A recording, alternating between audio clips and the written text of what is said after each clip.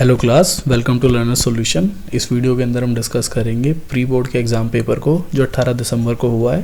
एक part 1 video channel पे upload की गई थी जिसमें इसी एग्ज़ाम पेपर के एमसीक्यूज़ को डिस्कस किया गया था जो क्वेश्चन नंबर 1 to 20 हैं। अब रिमेनिंग क्वेश्चंस जो हैं, बचे हुए क्वेश्चंस जो हैं, वो इस वीडियो में हम डिस्कस करेंगे। तो चलो शुरू करते हैं। Find the 11th term from the last term of AP. ये 11 हमें फाइंड करना है, तो हम सबसे पहले पता लगाते हैं फाइंड एन। हम A N is equals to A plus N minus one into में डी। हम ए पी यानी कि अर्थमेटिक प्रोग्रेशन का फॉर्मूला लिख लेते हैं। समांतर श्रेणी का हमने फॉर्मूला लिख लिया। अब इस श्रेणी के अंदर हमारे पास ए की वैल्यू 10 है, सबसे पहला पद होता है, पहली टर्म जो होती है। उसके बाद डी जो है, अब ए पी हमारी घट रही है तो डी माइनस का 3 है, और ए एन की वैल्यू है माइनस की 62। तो जो भी वैल्यूज हमारे पास है इसमें फिल करते हैं। माइनस 62 बराबर ए की वैल्यू 10 प्लस में एन माइनस वन इंटू में डी का मान है माइनस का 3। तो इसको इधर ले आएंगे, minus 72 is equals to minus 3n plus 3 को भी हम इधर ले आएंगे, तो ये माइनस का 75 इज इक्वल टू माइनस का 3n, माइनस से माइनस काटा 3 से 75, तो n की वैल्यू आ गई 25 हमारे पास। तो n की वैल्यू को भी हम यहाँ पे मेंशन कर लेते हैं, 25 आ गई। अब इस क्वेश्चन के अंदर हमें क्या करना है कि हमें लास्ट से टर्म निकालनी है। तो 11th टर्म जो है from first is equals to, हमारे पास 25 है टोटल संख्या, प्लस 1 करेंगे हम, और माइनस में हमें जो सी टर्म चाहिए तो वो आ गया 15 टर्म आएगी फ्रॉम स्टार्टिंग। 15 टर्म आएगी स्टार्टिंग से, यानी कि शुरुआत आखिरी से 11वीं टर्म अगर हमें निकालनी है तो हम n के अंदर एक जोड़ के उस 11 टर्म को घटा देंगे। तो 15वीं टर्म अगर मैं स्टार्टिंग से निकालूं तो वो आखिरी से 11वीं टर्म होगी।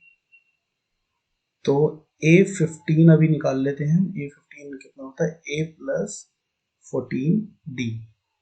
A की वैल्यू 10, 14 इंटू में D की वैल्यू माइनस 3, तो 10 प्लस में माइनस 42, तो आंसर है माइनस का 32। चलो नेक्स्ट क्वेश्चन की तरफ चलते हैं। Question number 22। क्वेश्चन नंबर 22 क्या कहता है, prove the length of tangents drawn from external point to the circle are equal. तो डायग्राम की मदद से समझते हैं। इस क्वेश्चन का मतलब ये है कि एक एक्सटर्नल पॉइंट P से जो टेंजेंट्स यानी कि जो स्पर्श रेखा खींची गई है AP और BP, ये दोनों बराबर होती है। ये हमें प्रूफ करना है, ये हमें सिद्ध करना है। तो सबसे पहले हम देखेंगे, दो ट्राइंगल हम ले लेंगे। ट्राइंगल, दो ट्राइंगल हम ले लेंगे, दो त्रिभुज हम ले लेंगे, APO एंड ट्राइंगल BPO। इसके अंदर क्या होगा, OA जो है OB के बराबर होगी। रेडियस जो है एक ही सर्किल की वो हमेशा बराबर होती है। सेकंड हम इसको करेंगे OP के बराबर है, जो कि एक ही लाइन होगी, सेम ही लाइन है। और थर्ड है एंगल A, एंगल B के बराबर होगा, जो कि है 90 डिग्री। जब एक स्पर्श रेखा है टेंजेंट रेडियस से मिलता है, त्रिज्या से मिलता है, तो वहां पे वो 90 डिग्री का एंगल बनाता है। ट्राइंगल APO जो है वो कॉन्ग्रुएंट हो गया, यानी कि सर्वांगसम हो गया BPO के। अब इसकी सारी साइड्स, इस त्रिभुज की और इस त्रिभुज की सारी साइड्स और सारे एंगल्स एक दूसरे के बराबर है। इससे सिद्ध हो जाता है AP जो है वो BP के बराबर हो जाती है। ठीक है, नेक्स्ट क्वेश्चन की तरफ चलते हैं। In figure this find AP, यानी कि ये जो भुजा है हमारे पास टोटल A और P, ये हमें फाइंड करनी है। अब ये कैसे फाइंड करेंगे, ऊपर देखिए, ये फिर से एक टेंजेंट है, यानी कि एक स्पर्श रेखा है, तो यहाँ पे 90 डिग्री का कोण बनाती है। 90 डिग्री का कोण बना रही है तो हम पाइथागोरस प्रमेय लगाएंगे इसके अंदर। पाइथागोरस प्रमेय लगाएंगे ट्राइंगल ABO के अंदर। तो AO का स्क्वायर बराबर हो गया AB का स्क्वायर प्लस में BO का स्क्वायर। AO हमें पता नहीं है, वो निकालनी है। AB का स्क्वायर हो गया 8 का स्क्वायर प्लस BO 6 का स्क्वायर, 64 प्लस 36 100। AO का स्क्वायर इज 100 AO का मान आ गया 10 सेंटीमीटर। अब हमें AO की वैल्यू तो चाहिए नहीं, हमें चाहिए AP की वैल्यू। AP कितना होता है? अब हमारे पास AP है हमारे पास AO plus OP, AO plus OP। अब AO का मान निकाला था हमने 10 अभी, और OP की वैल्यू कितनी है? वो OP तो रेडियस है, और रेडियस इसने दिया हुआ हमें 6, तो AP का मान हो गया हमारे पास 16 सेंटीमीटर। क्वेश्चन नंबर 23 कहता है tan A की वैल्यू है √2 - 1, तो हमें शो करना है sin A into cos A की वैल्यू ये होगी। ट्रिग्नोमेट्री जो है हमारी, जो त्रिकोणमिति जो है वो चलती है त्रिभुज के ऊपर। तो हमने tan के लिए एक ट्रायंगल बना दिया, जिसमें मैं नाम रख लेता हूँ ये A, ये B और ये C। तो अगर हमारे पास गिवन है tan A का मान जो है वो है √2 - 1 बटे में 1 लिख लेता हूँ मैं, क्योंकि tan के अंदर होता है परपेंडिकुलर अपॉन बेस। अब इस त्रिभुज के अंदर परपेंडिकुलर जो है वो लंब को कहते हैं, यानी कि जो BC है ये परपेंडिकुलर है, ये बेस होता है, और ये हाइपोटेनियस होता है। ठीक है, तो यहाँ पे P का मान जो है वो √2 - 1 है, यानी कि ये भुजा जो है √2 - 1 है, ये वाली भुजा जो है ये 1 है, और H हमें निकालना है। H हम कैसे निकालेंगे? पाइथागोरस प्रमेय से निकालेंगे, क्योंकि एक समकोण त्रिभुज है। समकोण त्रिभुज के लिए तो हमें h² बराबर b² प्लस b²। तो P कितना था हमारे पास? √2 - 1, तो √2 - 1 का स्क्वायर प्लस में 1 का स्क्वायर। तो इसको जब हम खोलेंगे तो ये आ जाएगा 4 - 2√2, ये है h का स्क्वायर, तो h बराबर है रूट का 4 - 2√2। h की वैल्यू आ गई 4 - 2√2। अब हमारे पास इस त्रिभुज के, इस ट्राइंगल की तीनों साइड्स आ गई हैं। साइन A गुना में cos A बराबर प्रूफ करना है हमें कि √2/4 होगा। तो पहले हम LHS ले लेते हैं, जो कि है हमारा साइन A इंटू में cos A। तो साइन A, अब मैं बता दूं, साइन थीटा जो होता है वो होता है, और cos थीटा जो होता है वो होता है, साइन है परपेंडिकुलर अपॉन हाइपोटेनस, और कोस है बेस अपॉन हाइपोटेनस। तो साइन की जगह रखा मैंने परपेंडिकुलर अपॉन हाइपोटेनस गुना में कोस की जगह रखा बेस अपॉन हाइपोटेनस। तो परपेंडिकुलर की वैल्यू कितनी है हमारे पास? ये है √2 - 1 अपॉन हाइपोटेनस की वैल्यू है √4 - 2√2 गुना में बेस की वैल्यू 1 अपॉन में √4 - 2√2। तो अब जब इन दोनों की गुना करेंगे तो इसका स्क्वायर खत्म हो जाएगा, और ऊपर कितना आ जाएगा? ये √2 - 1, नीचे आ गया 4 - 2√2। अगर मैं नीचे से 2√2 कॉमन ले लूं तो वो हो जाएगा √2 - 1 अपॉन में 2√2 √2 - 1। इसको मैंने इससे कट कर दिया, हमारे पास आ गया 1/2√2। अब कभी भी हम नीचे जो है बटे में रूट नहीं छोड़ते, तो हम इसका परिमेयकरण करेंगे, यानी कि हम इसका रेशनलाइजेशन करेंगे। तो √2 से मैंने ऊपर नीचे गुणा कर दी, तो ऊपर आ गया हमारे पास √2, और नीचे आ गया हमारे पास 4, जो कि है RHS के बराबर। Hence prove. क्वेश्चन नंबर 23 यानी कि 23 का एक और वाला क्वेश्चन है हमारे पास, जिसके अंदर है √3 sin theta minus cos theta की वैल्यू 0 है, तो sec स्क्वायर थीटा की वैल्यू निकालनी है। तो पहले हम इसे मेंशन कर लेते हैं, √3 sin थीटा माइनस में cos थीटा इक्वल्स टू 0 है। तो √3 sin थीटा बराबर हो गया हमारा cos थीटा की।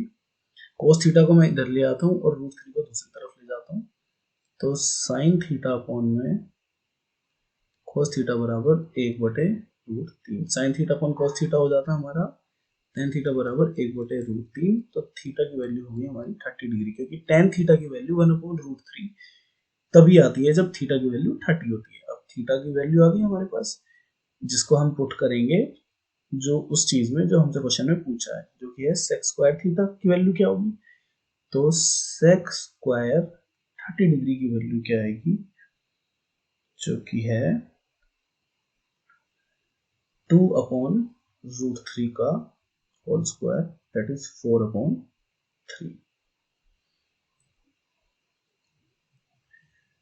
क्वेश्चन नंबर 24 को देखेंगे। The length of arc of a circle of radius 9 centimetre is this. एक वृत्त है हमारे पास जिसका रेडियस 9 सेंटीमीटर है। एक वृत्त है जिसका रेडियस 9 सेंटीमीटर है, उसकी एक चाप की लंबाई इतनी है हमारे पास। अब इन्होंने पूछा है उस चाप का केंद्र पर कितने डिग्री का कोण बनेगा, यानी कि वो जो आर्क है वो सेंटर पे कितने एंगल का कोण बनाएगी।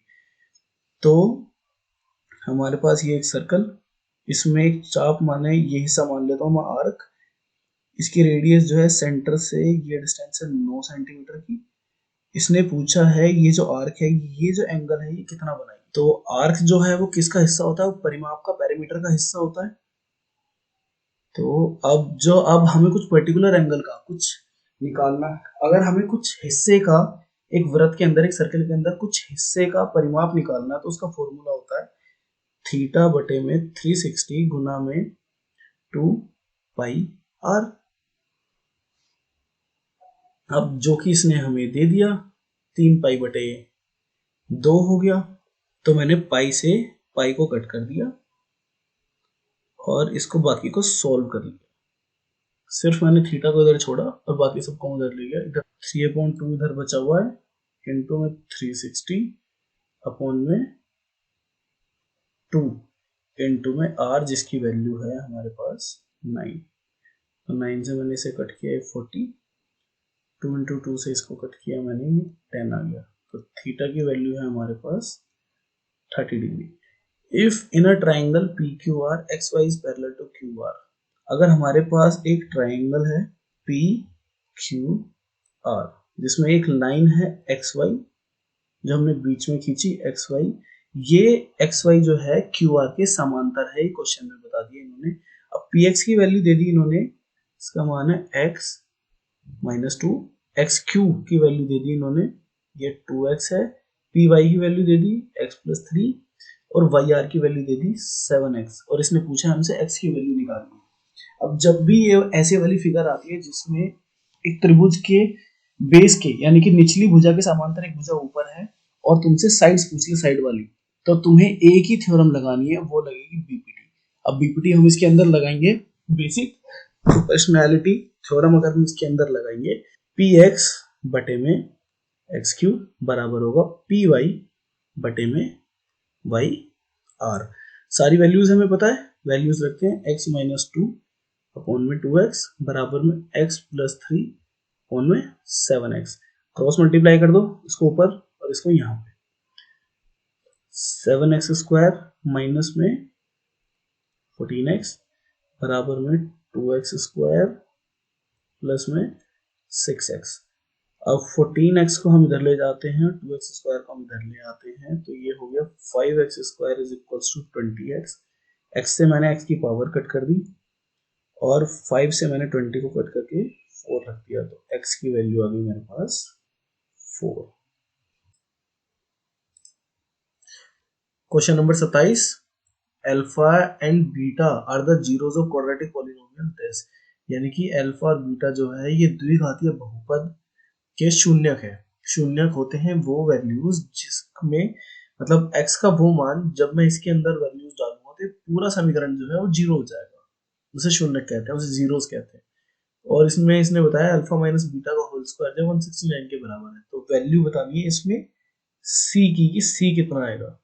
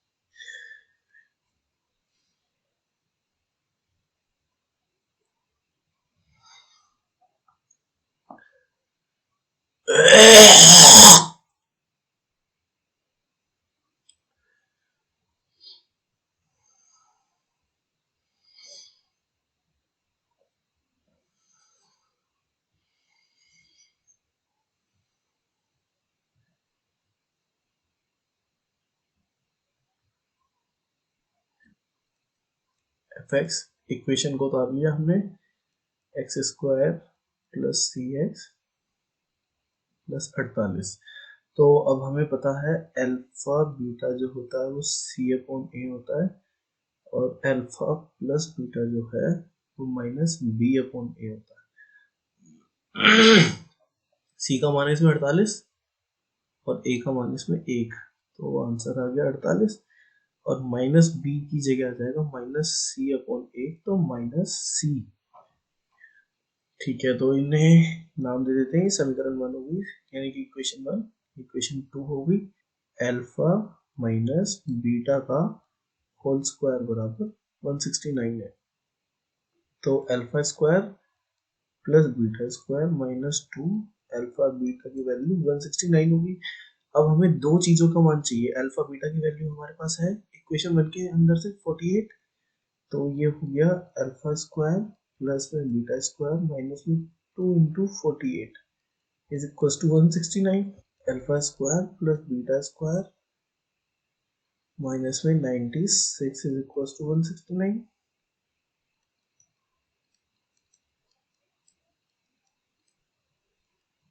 तो इसकी वैल्यू ये आ गई, पर ये इक्वेशन 3 मान लेते हैं इसे, क्योंकि हमारे पास यहाँ पे दो वेरिएबल्स है, दो चर हैं, जिससे हम इसे सॉल्व नहीं कर सकते। तो हमें कम से कम एक इक्वेशन और चाहिए होगी। तो उस एक इक्वेशन और के लिए हम एक काम करते हैं, हम अल्फा प्लस बीटा का होल स्क्वायर कर लेते हैं, जो कि हो गया alpha square plus beta square plus में 2 अल्फा बीटा। अब अल्फा प्लस बीटा हमारे पास है जिसका मान है माइनस सी, तो माइनस सी का होल स्क्वायर बराबर alpha square plus beta square plus में 2 गुना 48। तो सी स्क्वायर बराबर alpha plus beta square plus 96। तो 96 को हम इधर ले आते हैं, क्योंकि हमें alpha square plus beta square की वैल्यू चाहिए।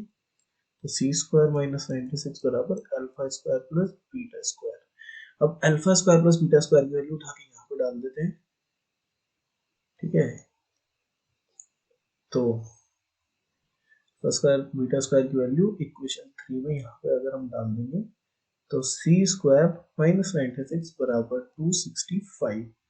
तो सी स्क्वायर बराबर 265 प्लस 96, सी स्क्वायर बराबर 361, सी बराबर प्लस माइनस 28। क्वेश्चन नंबर 28 देखते हैं। Solve 2x plus 3y is equals to 11 and 3x minus 2y is equals to minus 29. Hence find the value of m for which y is equals to mx plus 2. फिलहाल हमें इस equation से कोई लेना देना नहीं है, हमें सबसे पहले यहाँ पे y और x की वैल्यू चाहिए जो इन दोनों इक्वेशंस को सॉल्व करके मिलेगी। तो पहली इक्वेशन है 2x प्लस 3y बराबर 11 और दूसरी है 3x माइनस 2y बराबर माइनस का 29।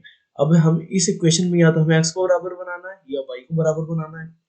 तो हम y को बराबर बना लेते हैं, इसमें 2 से गुना कर देते हैं और इसमें 3 से गुना कर देते हैं। तो जब हम इक्वेशन में गुना करते हैं तो पूरी पूरी इक्वेशन में गुना होता है। जैसे ये इक्वेशन हमारे पास 1 है, ये सेकंड है। अब जब मैंने 2 से पहली को गुना करा समीकरण को, तो 2 दूनी 4x प्लस में 6y बराबर 22, और जब 3 से मैंने दूसरे वाली को गुना करा तो 9x माइनस में 6y बराबर में 87 माइनस का। तो ये इक्वेशन 3 और ये इक्वेशन 4। अगर मैं इन दोनों समीकरण को इक्वेशन को जोड़ दूं तो ये 0 हो जाएगा। ये 13x बराबर का 65, x बराबर माइनस का 5। अब x की वैल्यू को हमें पहली दूसरी तीसरी चौथी किसी भी इक्वेशन के अंदर डाल के y की वैल्यू निकाल सकते हैं। तो 2x पहली इक्वेशन ले लेते हैं प्लस 3y बराबर 11। तो 2 इंटू में माइनस 5 प्लस में 3y बराबर 11 माइनस 10 प्लस 3y बराबर 11, 3y बराबर 21, y बराबर 7। तो y की वैल्यू आ गई हमारे पास 7। अब हमारे पास x भी आ गया और y भी आ गया। तो अब लेंगे हम इस वाली इक्वेशन को, तो y is equals to mx plus 2। y की वैल्यू हमारे पास 7 is equals to m into x की वैल्यू माइनस 5 प्लस 2। तो 2 को इधर ले आते हैं, यहाँ पे बचा 5 बराबर माइनस 5m, और m बराबर हो गया 5 upon minus 5 that is minus 1। Question number 28 के और वाले सेक्शन को करते हैं। इसमें क्या बताया इसने, ratio of income of 2 person is 9:7, यानी कि 2 व्यक्तियों की आय है। अभी हम लगा लेते हैं ये पहला आदमी और ये दूसरा आदमी, इनकी जो इनकम है यानी कि जो इनकी आय है उसका अनुपात है 9:7, और इनका जो एक्सपेंडिचर है यानी कि इनका एक्सपेंडिचर या फिर इनका खर्चा जो है वो है 4:3। ठीक है, तो अनुपात का एक हिसाब होता है, अगर हम अनुपात में सेम नंबर से ऊपर नीचे गुना करते हैं तो कोई फर्क नहीं पड़ता, तो इसको हम x से गुना कर देते हैं और इसको हम y से गुना कर देते हैं। x और y से हमने इसलिए गुना करा ताकि हमें समीकरण बनाने में आसानी हो।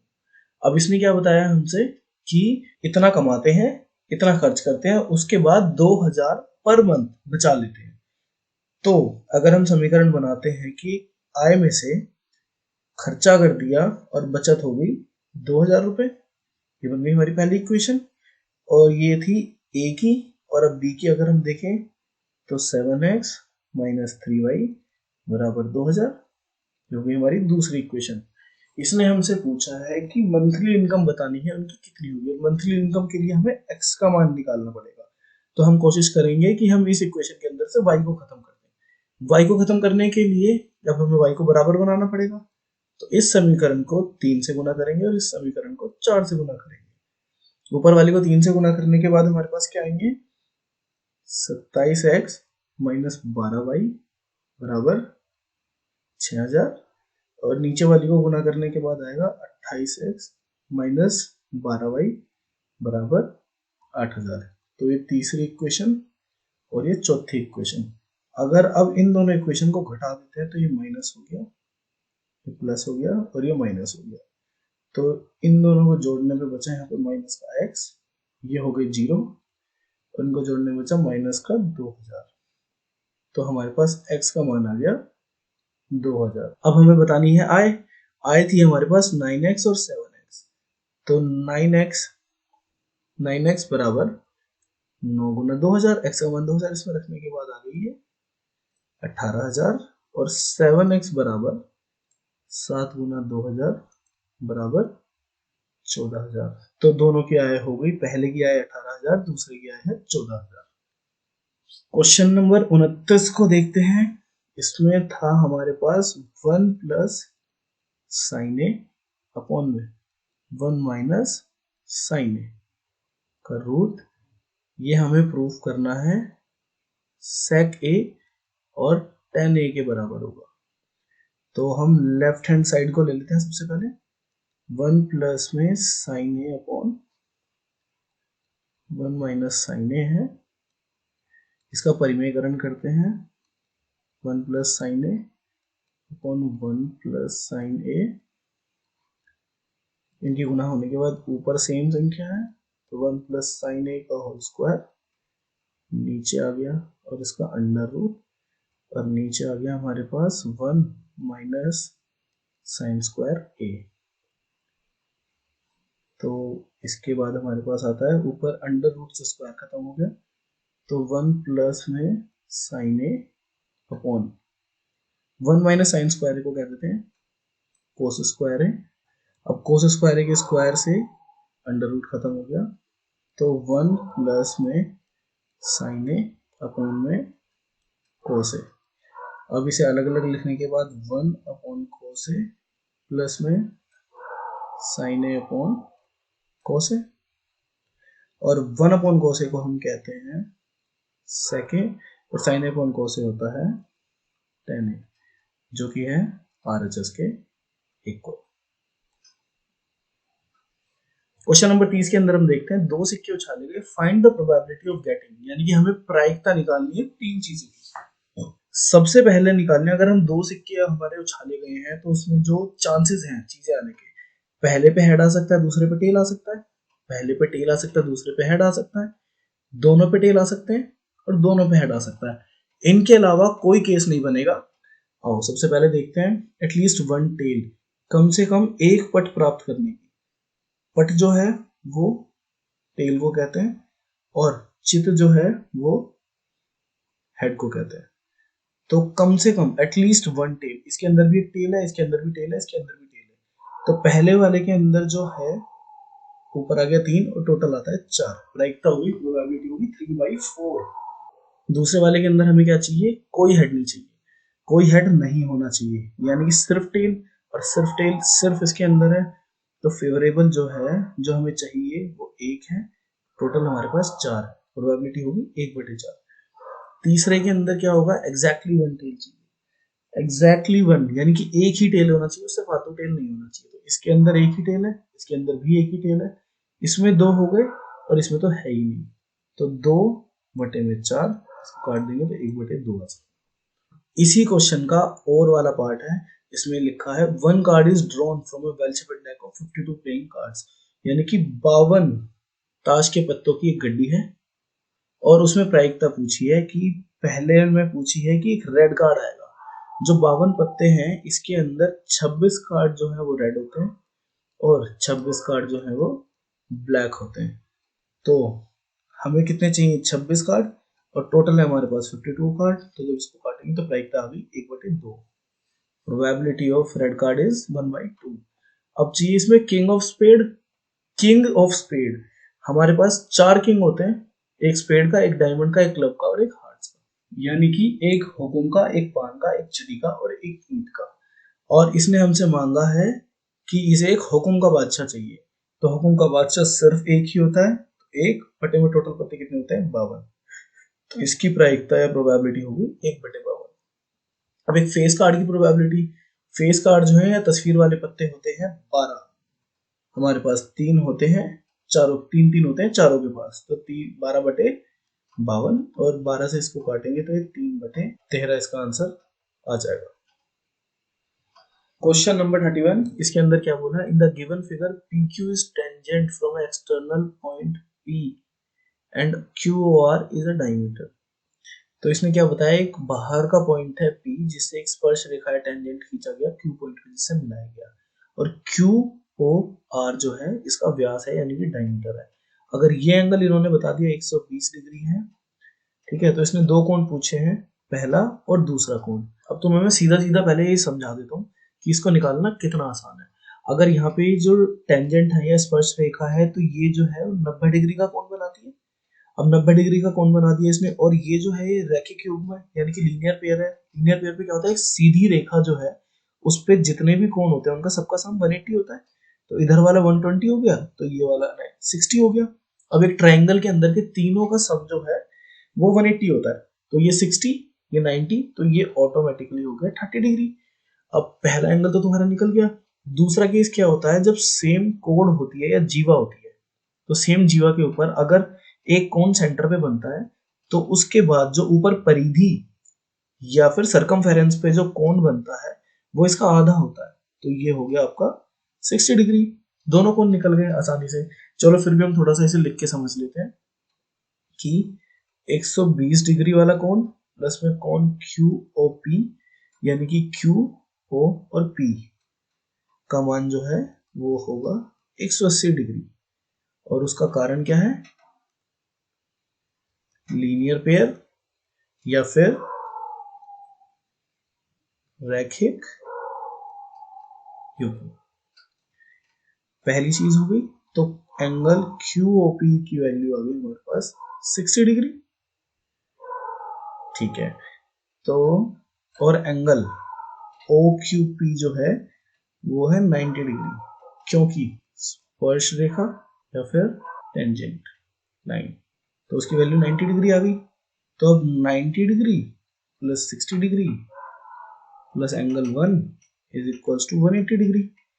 तो अब एंगल 1 इज इक्वल्स टू कितना हो गया, 30 डिग्री। यहाँ पे एंगल 1 की वैल्यू निकल गई तीनों से।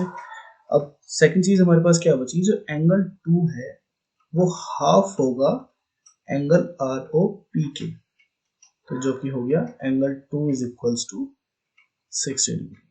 और ये होता है थ्योरम या प्रमेय से।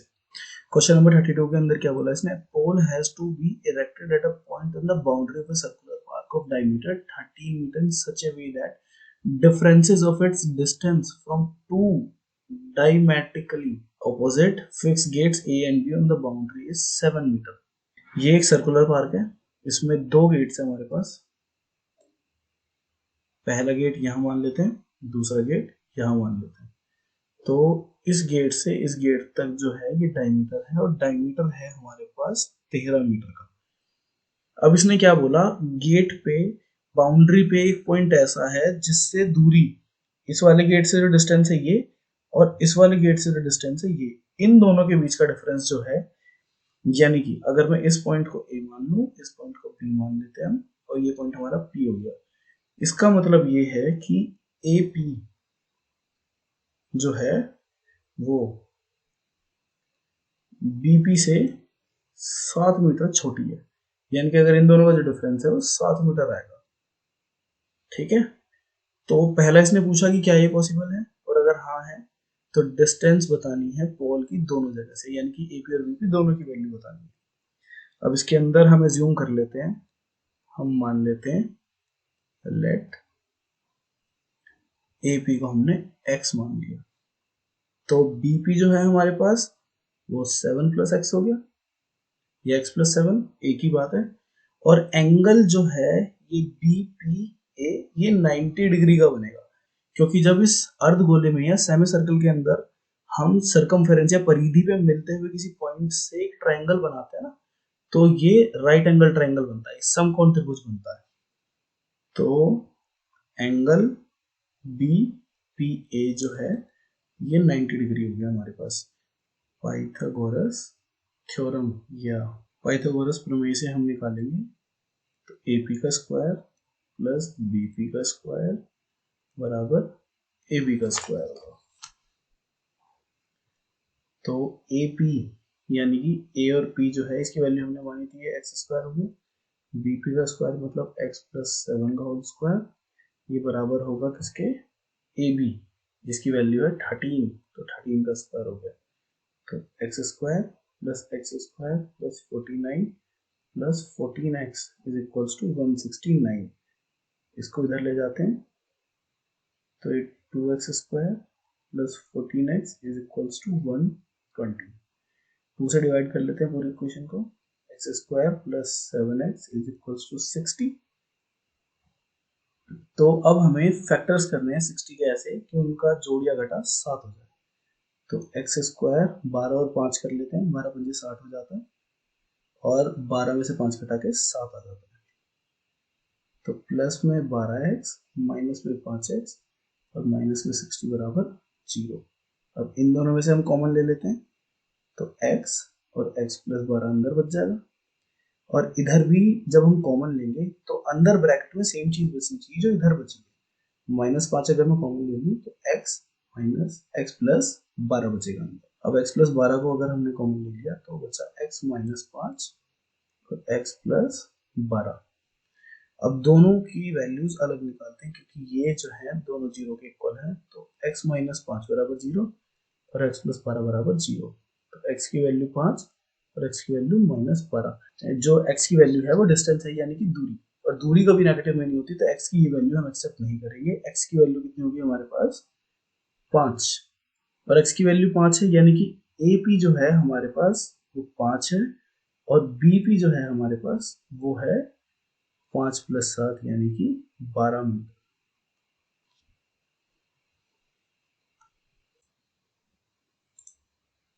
Question number 33, in a class test marks obtained by students out of 80, मतलब टोटल जो है वो 80 बच्चे हैं और उनके मार्क्स हैं ये, और नंबर ऑफ स्टूडेंट्स दिए हुए नीचे। अब इसमें क्या बताया हुआ, मोड ऑफ द डेटा, यानी कि जो बहुलक है वो है 48। मोड जो होता है वो होता है जिसमें सबसे ज्यादा बार कोई चीज रिपीट हुई होती है। तो हमें सबसे पहले जो है मॉडल क्लास लेनी होगी, यानी कि बहुलक वर्ग। बहुलक वर्ग चाहिए होगा, तो जिसमें सबसे ज्यादा बार बच्चे रिपीट हो रहे होंगे वो मॉडल क्लास होगी। 25 हमारे पास है, तो 40 से 50 वाली हम मॉडल क्लास ले लेते हैं।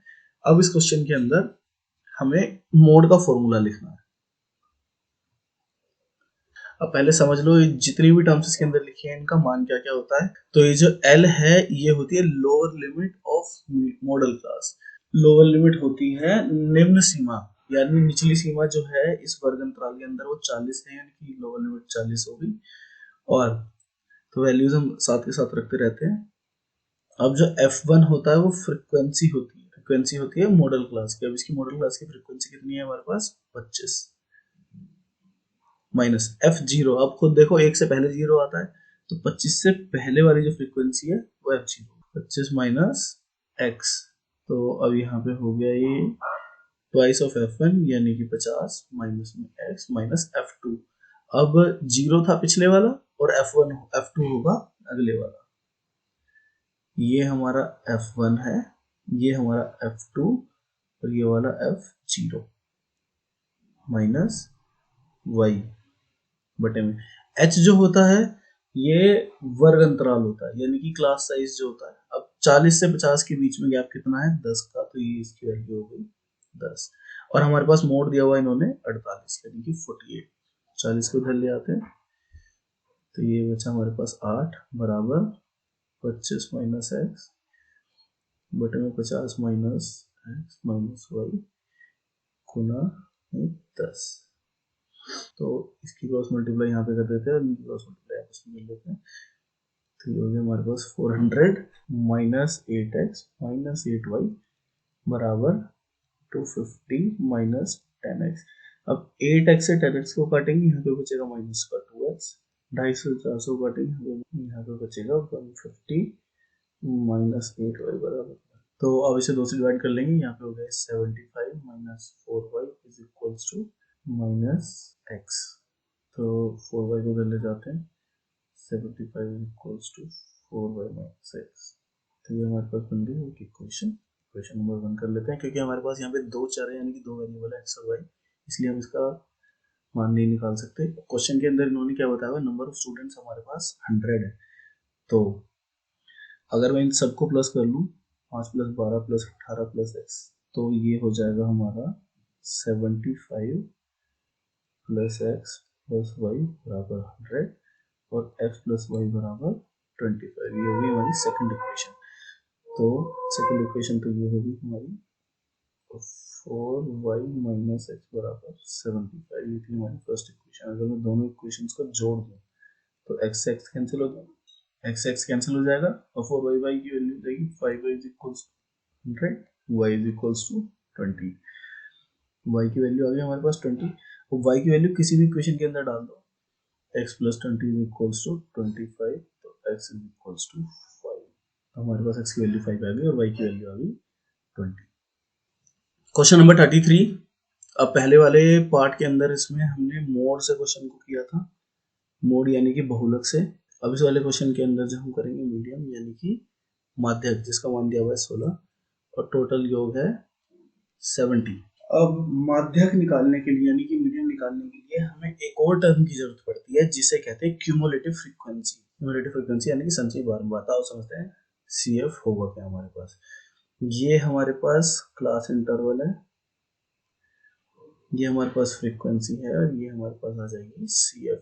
क्यूमुलेटिव फ्रीक्वेंसी जो है संचयी बारंबारता में हम क्या करते हैं, हम सारी फ्रीक्वेंसियों को जोड़ते चले जाते हैं, सारी बारंबारता को जोड़ते चले जाते हैं। अब ये हमारे पास 12 है, ये हो जाएगा 12 जमा a, ये हो जाएगा 24 जमा a, अगले वाला है हमारे पास 39 जमा a, ये है 39 जमा a जमा b, इससे अगला 45 जमा a जमा b, इससे अगला है 51 जमा a जमा b और नेक्स्ट हमारे पास 55 जमा a जमा b।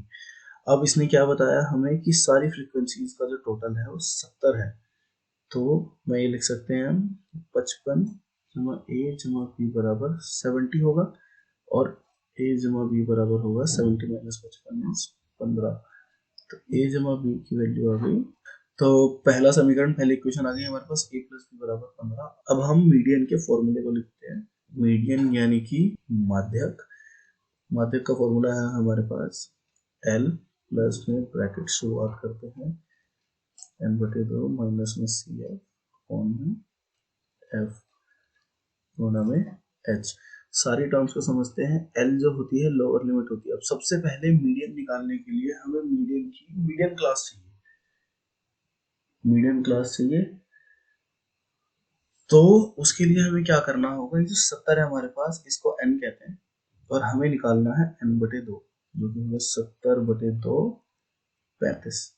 अब 35 के आसपास देखना है हमें, इसमें से कौन सी फ्रीक्वेंसी जो है वो 35 के आसपास होगी, क्यूमुलेटिव फ्रीक्वेंसीज में से कौन सी फ्रीक्वेंसी 35 के आसपास होगी। अब 39 35 के आसपास है या 40, 39 होगा तो ये जो है माध्यक वर्ग हो जाएगी, यानी कि मीडियम क्लास हो जाएगी 15 से 20 वाली। अब इसकी लोअर लिमिट हमें चाहिए, लोअर लिमिट कितनी होती है इसका, निम्न वर्ग जो कि है 15, तो हम 15 को लिखते हैं पहले, 15 प्लस में, तो n/2 का माना भैया हमने निकाला 35 आ गया वो, माइनस में। अब यहाँ पे जो सी एफ है क्यूमुलेटिव फ्रीक्वेंसी, ये मीडियम क्लास की नहीं चाहिए हमें, मीडियम क्लास से पहले वाली क्लास की चाहिए होती है, जो कि हो गया 24 प्लस ए बटे में। ये जो फ्रीक्वेंसी है ये चाहिए मीडियम क्लास की, जो कि हमारे पास है 15 बटे में 15 गुना में h जो है फिर से वर्ग अंतराल यानी क्लास इंटरवल 15 से 20 में 5 का ही क्लास इंटरवल है, और मीडियम दे दिया इसने हमें 16 बराबर 10। अब हम इसे सॉल्व करेंगे, 5 से काटेंगे तो 3, 15 को उधर ले गए,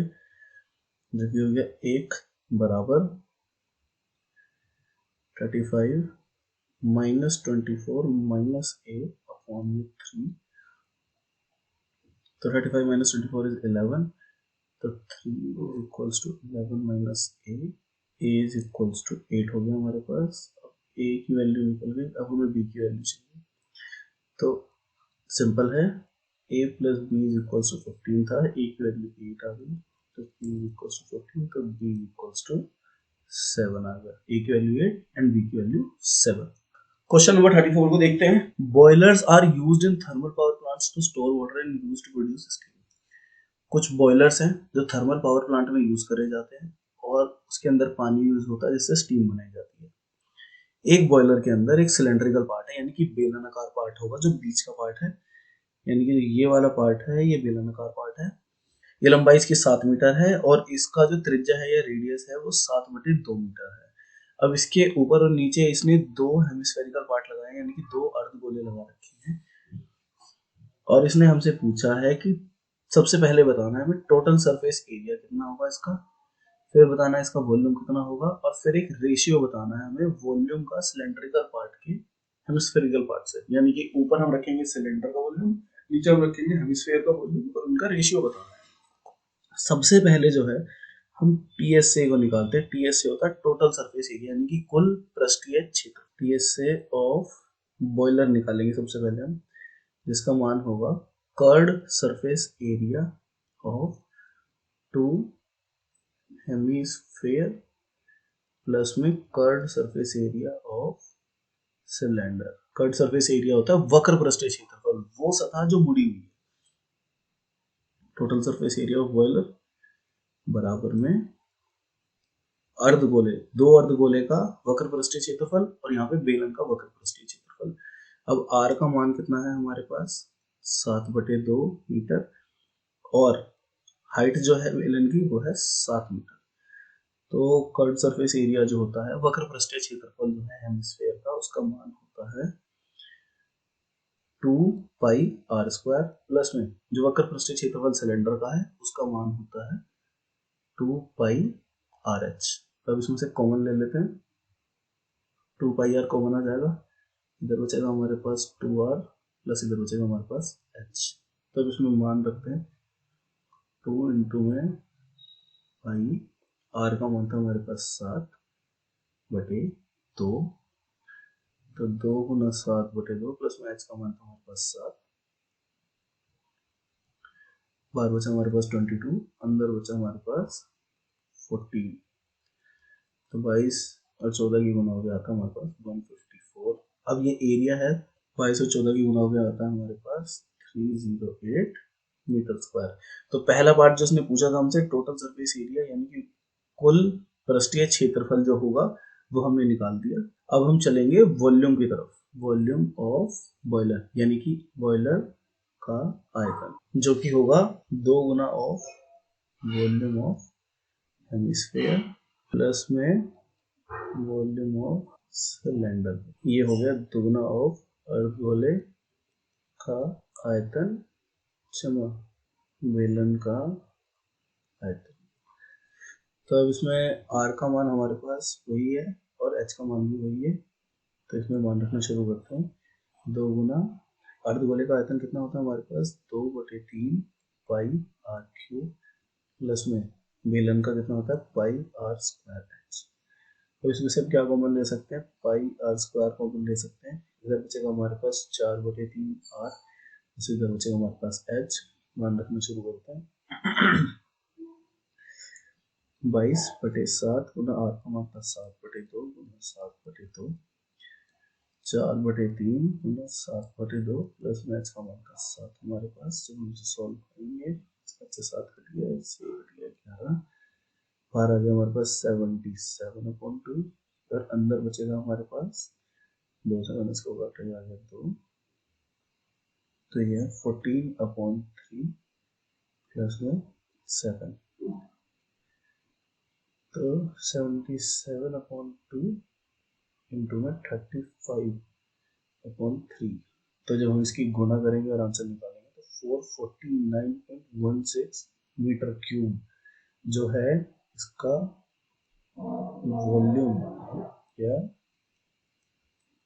आयतन होगा। थर्ड पार्ट के अंदर हमें एक रेशियो बताना है, यानी कि एक अनुपात बताना है, वॉल्यूम ऑफ सिलेंडर और वॉल्यूम ऑफ हेमिस्फीयर पार्ट, यानी कि बेलनाकार भाग का आयतन और अर्धगोले का आयतन हम इसके अंदर बताना है। अब इसका अनुपात हम कितना लिखेंगे, ऊपर क्या हो गया पाई आर स्क्वायर एच, नीचे क्या हो गया 2 गुना 2/3 पाई आर क्यूब, जब इसको बटे करेंगे तो 3 पाई आर स्क्वायर एच, नीचे हो जाएगा 4 पाई आर क्यूब।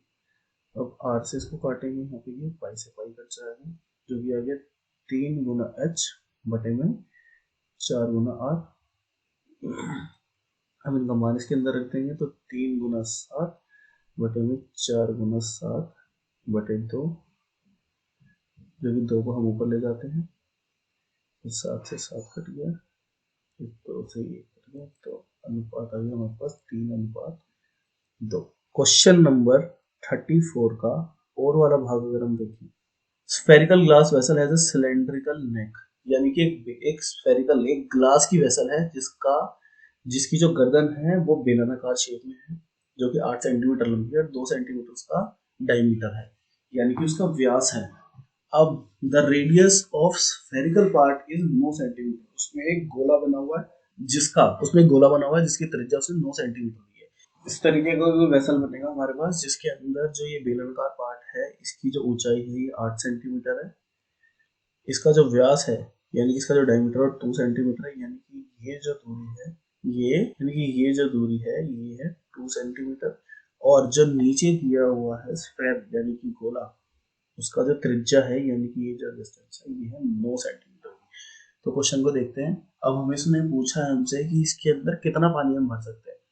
आयतन निकाला जाता है ये पता करने के लिए कि कितना पानी इसके अंदर भरा जा सकता है। तो वॉल्यूम जो है यानी कि आयतन निकालेंगे हम, गोलाकार कांच का आयतन आएगा प्लस में बेलन का आयतन आएगा। अब जिसमें आर का मान, जो बड़ा आर है वो हम लेते हैं स्फेयर वाला, जिसका मान है 9 सेंटीमीटर। छोटा आर है यानी कि ऊपर जो बेलन है, ऊपर जो सिलेंडर है उसका है 1 सेंटीमीटर, और जो इसकी हाइट है वो है 8 सेंटीमीटर। गोले का आयतन, जो ऊपर गोला होता है ये होता है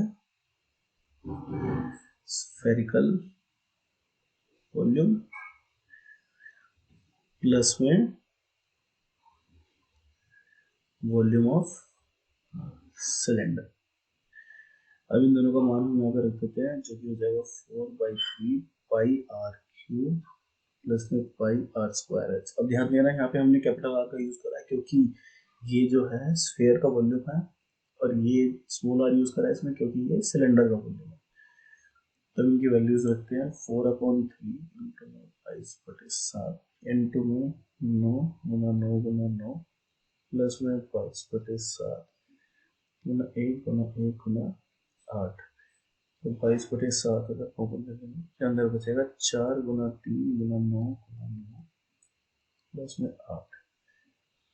अब आगे चलेंगे हम, तो ये हो गया 10/7 और ये 980 आ जाएगा। इनको कैलकुलेट करके 7 से इसको काटते ही हो जाएगा हमारे पास 140,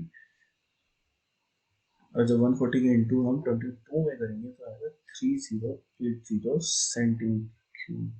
अब सेंटीमीटर क्यूब में तो हम वॉल्यूम को नहीं बता सकते कि कितना पानी उसके अंदर आ रहा है, तो सेंटीमीटर क्यूब को हम लीटर में चेंज करेंगे, और लीटर में चेंज करने के बाद ये हो जाएगा 3.080 लीटर। तो इसे हमने 1000 से डिवाइड कर दिया। क्वेश्चन नंबर 35 कहता है state and prove basic proportionality theorem, यानी कि बीपीटी को स्टेट करना है और प्रूव करना है। अब बीपीटी को स्टेट और प्रूव करने का जो तरीका है वो थ्योरेटिकल है, यानी कि वो याद करने वाला है, तो उसकी मैं एक अलग से डेडिकेटेड वीडियो बनाऊंगा आपको अच्छे से उस चीज को समझाने के लिए। अभी फिलहाल बीपीटी के बिहाफ पे जो इन्होंने क्वेश्चन दिया हुआ है वो मैं समझाता हूँ आपको। Using above theorem find the length of AC. AC जो है यानी कि ये वाली जो लेंथ है इसकी लंबाई पता करनी है, जिसमें इसने पी क्यू है बीसी के समांतर दिया है। पी क्यू यानी कि ये वाली जो साइड है ये बीसी के समांतर है, पैरेलल है। इसमें पीबी की वैल्यू 6 है, इसकी वैल्यू 4, इसकी वैल्यू 8 है। तो अभी हम सीधा लिखते हैं बीपीटी से क्या होता है, एपी अपॉन में PB is equals to A Q upon में क्यूसी, ठीक है। और ये होता है हमारे पास बीपीटी से। अब एपी का मान हमारे पास 4, इसका मान हमारे पास 6, ए क्यू का मान हमारे पास 8 और क्यूसी का मान हमें नहीं पता, तो क्यूसी बराबर हो गया हमारे पास, ये हो गया 2/3, 2 से मैंने इसको कट कराया 4 और दिस इज 12, तो ये आ गया हमारे पास 12 सेंटीमीटर। अब इसने पूछा हमसे एसी का मान क्या होगा, AC is equals to A Q plus में क्यूसी। तो ए क्यू का मान हमें पता था जो कि है 8 सेंटीमीटर और क्यूसी का मान हमने निकाला जो कि है 12 सेंटीमीटर, तो इसका आंसर आ गया 20 सेंटीमीटर। क्वेश्चन नंबर 36 को देखते हैं।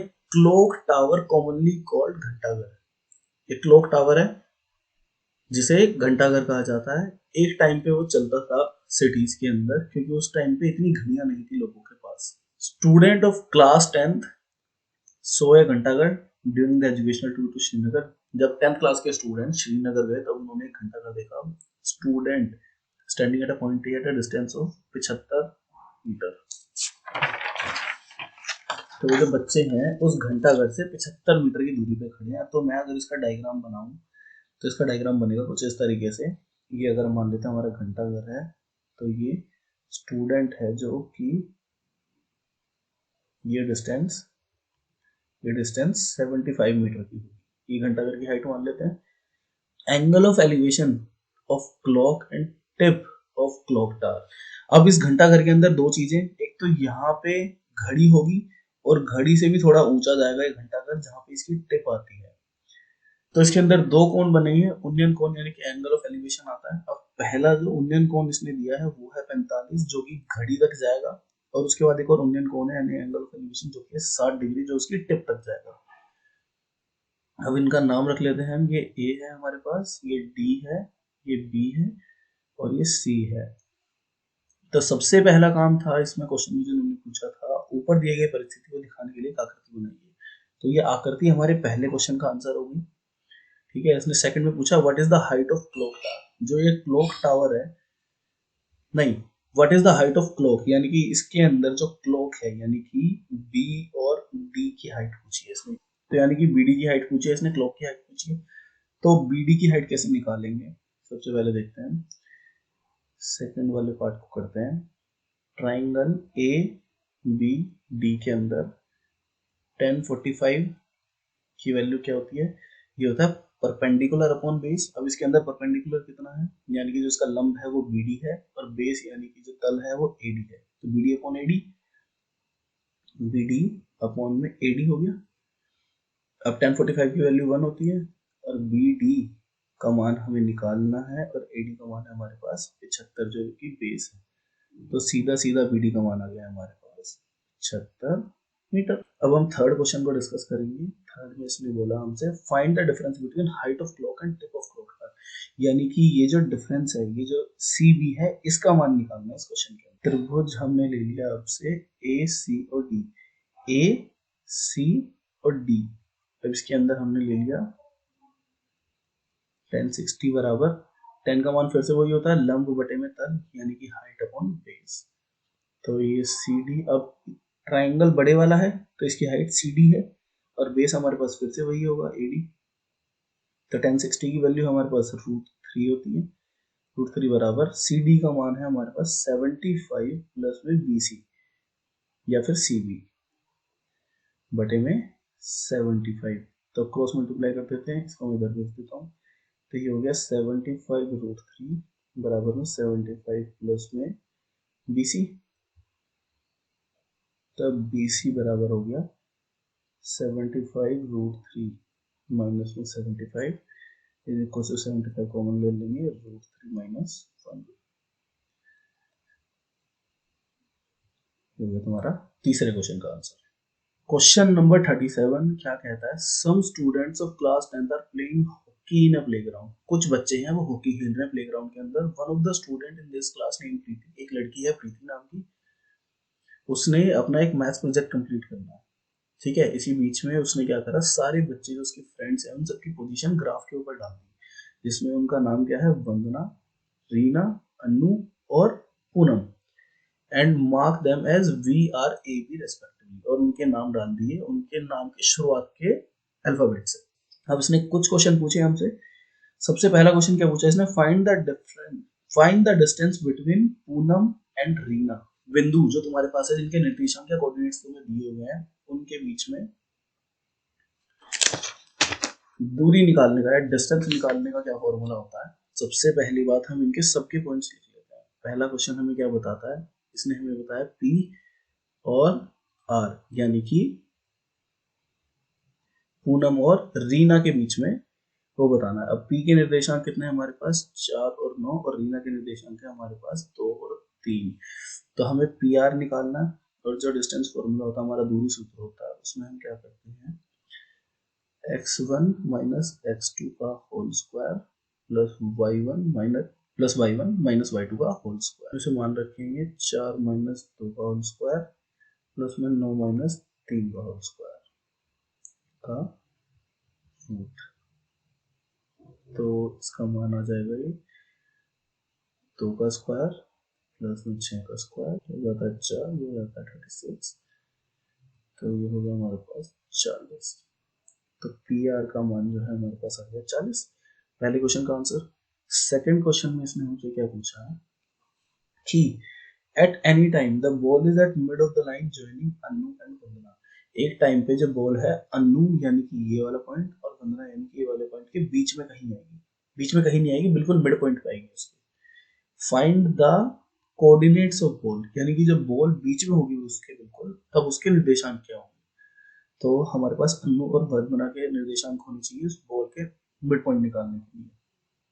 तो अन्नू के निर्देशांक यानी कि कोऑर्डिनेट्स कितने हैं, 7 और 5, और वंदना के कोऑर्डिनेट्स कितने हैं, 0 और 7। तो अब यहाँ पे हम निकालेंगे मिड पॉइंट, क्योंकि बॉल बिल्कुल बीच में है तो इन्हीं के बीच का निकालेंगे। तो मिड पॉइंट का फॉर्मूला होता है हमारे पास x1 प्लस x2 अपॉन 2 और y1 प्लस y2 अपॉन 2। तो हमारे पास ये हो गया 0 प्लस 7 अपॉन 2 और 5 प्लस 7 अपॉन 2। तो इसकी वैल्यू आ गई 3.5 एंड 6। तो बॉल बिल्कुल इन निर्देशांकों पे होगी, इन कोऑर्डिनेट्स पे होगी। तीसरा पॉइंट क्या कहता है हमसे, at one time one ball is at a point which divide the line segment joining the coordinates of Rima and Amin ratio this। अच्छा, अब यहाँ पे ये हमें ले आता है, अब ये इस क्वेश्चन के अंदर हमारे पास ले आता है सेक्शन फॉर्मूला यानी कि विभाजन सूत्र की तरफ। चलो विभाजन सूत्र का भी पॉइंट समझते हैं। इस क्वेश्चन में इसने क्या बताया कि इस क्वेश्चन में इसने क्या बताया, रीमा एंड अन्नू ने उसे विभाजित कर दिया 2:1 की फॉर्म में। तो अगर मैं पहले इन दोनों के बीच की एक दूरी बना लेता हूँ, जो कि होगी ये रीमा, तो ये होगी हमारे पास अन्नू। इनके निर्देशांक लिखते हैं 2 और 3, और अन्नू के निर्देशांक कितने हमारे पास 7 और 5। अब इसने बोला है कि एक पॉइंट है, एक बिंदु है बीच में, जो इन्हें इस रेशियो में काटेगा कि ये हो जाएगा 2 और ये हो जाएगा 1। अब जो हमारा सेक्शन फॉर्मूला है, सेक्शन फॉर्मूला यानी कि विभाजन का यानी कि विभाजन का सूत्र। इसने पूछा ही जो बिंदु है बीच में, जिसका हमने एक नाम ले लेते हैं, से x मान x लिखता है। इस बिंदु के निर्देशांक बताने जो कि होंगे हमारे पास x और y। तो विभाजन का सूत्र हमारे पास क्या होता है, x बराबर होता है, अब ये है हमारे पास m1, ये है हमारे पास m2, this is x1, this is y1, this is x2, this is y2। विभाजन का सूत्र क्या कहता है हमें, m1 x2 प्लस में m2 x1 अपॉन में m1 प्लस m2, ठीक है। और y के लिए हमें क्या निकालना है, m1 y2 प्लस में m2 y1 अपॉन में m1 plus m2।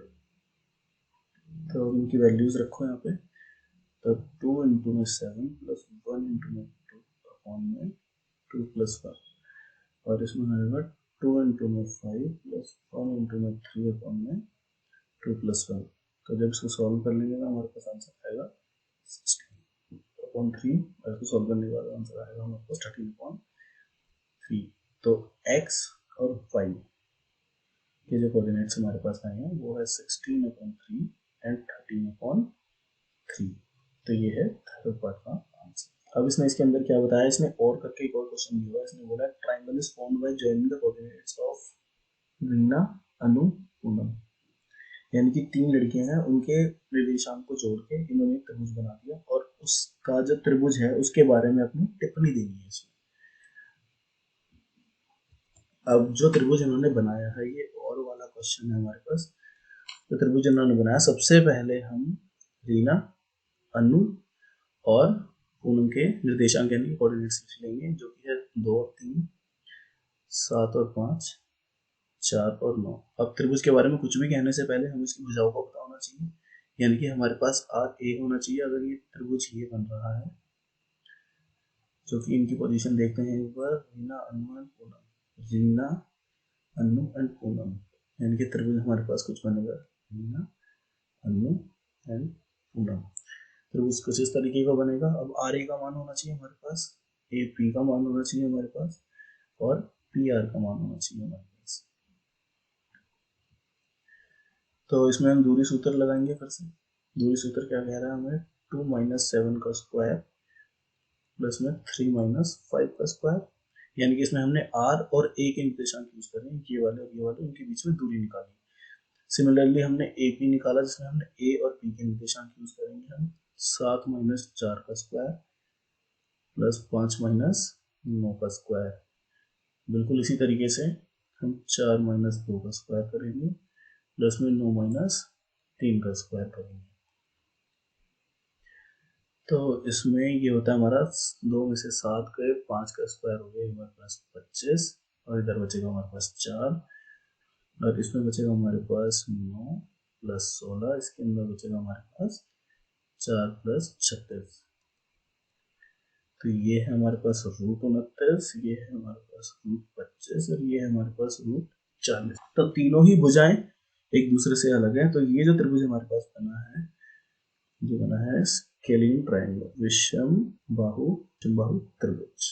Question number 36 में और वाला पार्ट क्या कहता है, if the student moves away from the tower, angle of elevation of clock is this। यानी कि जो उन्नयन का कोण है वो 30 हो जाता है, जो कि पहले 45 था। Find the distance travelled by him, वो कह रहा है कि वो कितनी दूरी उसने चली। तो इसका एक अलग डायग्राम बनता है। तो पहले का जो डायग्राम था, इसमें हमारे पास ये ए था, ये डी था, और ये बी था, ये एफ था हमारे पास। अब ये कोण हमारे पास 45 था, अब कोण हमारे पास हो गया 30 डिग्री। तो हम त्रिभुज ए बी और डी के अंदर देखेंगे, 1030 की वैल्यू है हमारे पास B D upon F D, यानी कि 10 का मान वही होगा लंब बटे इस, तो बी डी ये हो गया और एफ डी होगी नीचे की पूरी भुजा। 1030 का मान होता है 1 अपॉन में रूट 3, बराबर में बी डी का मान 75, और एफ डी का मान हो गया एफ ए प्लस में 75। तो क्रॉस मल्टीप्लाई कर देंगे, इसको इधर भेज देंगे, इसको इधर भेज देंगे, तो एफ ए प्लस में 75 बराबर में 75 रूट 3। तो एफ ए बराबर हो गया हमारे पास 75 √3 माइनस में 75, तो एफ ए हो गया 75 √3 माइनस 1। और एफ ए ही निकालना था हमें इसके अंदर, क्योंकि उसने पूछा था कि दूरी बतानी है कि वो ए से कितना दूर चला गया है। तो ए से दूरी मतलब अब वो एफ पे खड़ा है और ये दूरी होगी हमारे पास एफ ए, तो √3 माइनस 1 75। लास्ट क्वेश्चन देखते हैं हम पेपर का, जिसे रनर है जो 200 मीटर की एक रेस में पार्टिसिपेट करना चाहता है। अभी फिलहाल वो उस रेस को 57 सेकंड्स में पूरा कर रहा है, 57 सेकंड में पूरा कर रहा है, और हर डे की प्रैक्टिस के साथ वो 3 सेकंड घटा लेता है, पर वो रेस को कंप्लीट करना चाहता है 27 सेकंड में। अब आप खुद सोचो कि वो सबसे पहले तो उस रेस को 57 सेकंड में पूरा कर रहा है, एक दिन बाद ही 3 सेकंड कम कर लेगा वो, यानी कि 54 में करेगा, फिर एक दिन बाद फिर 51 में करेगा, फिर 48 में करेगा, ऐसे करते करते उसे 27 तक जाना है। तो ये क्या बन गया हमारे पास, ये बन गई हमारे पास एक एपी। अब ये एपी हमारे पास बन गई। चलो क्वेश्चन पढ़ते हैं इसके बारे में क्या होता है।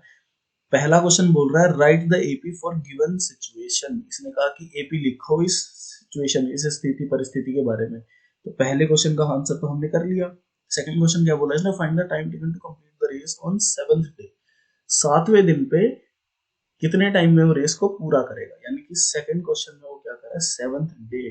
तो हमें 7th टर्म निकालनी पड़ेगी सीपी की, जो कि होती है a प्लस 6d। अब इसके अंदर हमारे पास a है 57, d क्योंकि घट रही है एपी तो माइनस का 3, a is 57 प्लस में 6 इंटू में माइनस 3, तो 57 माइनस 80 जो हो गया 39 सेकेंड। तो 7वीं टर्म है या 7वें दिन पे वो उस रेस को 39 सेकंड में पूरा करेगा। थर्ड क्वेश्चन के अंदर क्या बोला है इसने, in how many days will he achieve his target, यानी कि उसने पूछा कि कितने दिनों में वो 27 सेकंड पे पहुंच जाएगा। यानी कि जो 27 है ये कौन सी टर्म है, यानी कि n का मान हमें निकालना है। अब 27 जो है हमारे पास ये a n है, क्योंकि आखिरी टर्म को 27 कहते हैं। तो a n बराबर a प्लस में n माइनस 1 इंटू में d, ये AP का फॉर्मूला होता है। a n का मान हमारे पास 27, a का मान 57 प्लस में n हमें निकालना है, बेटे में d का मान हमारे पास माइनस का 3 आ जाएगा। तो इसको ले आते हैं, ये हो जाएगा माइनस का 30 बराबर में उनकी मल्टीप्लाई करेंगे तो माइनस 3n प्लस 3 को फिर से इधर ले आते हैं, तो माइनस का 33 इक्वल्स टू माइनस का 3n, माइनस से माइनस कट करा, 3 से 33 कट करा 11, तो n का मान आ गया हमारे पास 11, यानी कि 11वें दिन में वो उस रेस को 27 सेकंड में पार कर लेगा। अब क्वेश्चन यहाँ पे खत्म नहीं होता। इस क्वेश्चन को चाहे तो हम इसका तीसरा पार्ट ये वाला कर सकते हैं, वरना इसमें एक और ऑप्शन था हमारे पास कि find the sum of n terms of AP. तो सम का फॉर्मूला लिखेंगे हम। सम का फॉर्मूला होता है हमारे पास 2a प्लस में n माइनस 1 इंटू में d, तो और बाहर होता है इसमें n बटे 2, n अपॉन 2, और a का मान हमारे पास 57, तो 2 इंटू में 57 प्लस में n माइनस 1 इंटू में d का मान माइनस का 3, तो n अपॉन 2, इसकी वैल्यू 114 माइनस 3n प्लस 3। तो सम का फॉर्मूला जो आ जाएगा इसके वो आ जाएगा n अपॉन 2 117 माइनस में 3n। तो यहीं पे ये पेपर के सारे क्वेश्चंस खत्म होते हैं। आई होप आपको समझ आया होगा। अगर किसी भी क्वेश्चन में आपका कोई डाउट रह गया होगा तो मुझे कमेंट सेक्शन में बताना। बाकी आपके बोर्ड्स आने वाले हैं, उसके लिए अच्छे से प्रैक्टिस करें, और मैं important questions time to time इस चैनल पर डालता रहूँगा।